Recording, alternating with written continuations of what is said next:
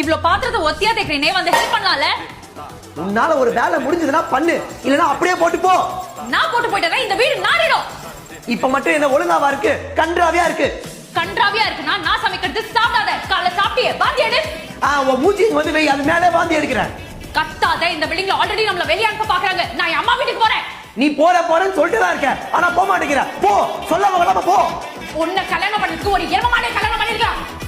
எரும மாடு வீட்டுக்கு மாப் போடாது, துணி உணர்த்தாது, உன் மேல எட்டி உதைக்கும். நானும் உதைக்கிட்டா?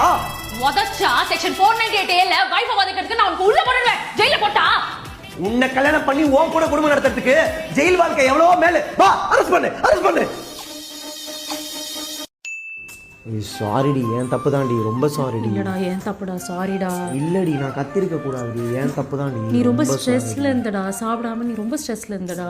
அப்படி இல்லடி, நீ தான் அந்த வாந்தி எடுக்க சொல்லிட்டீங்க. இல்லடா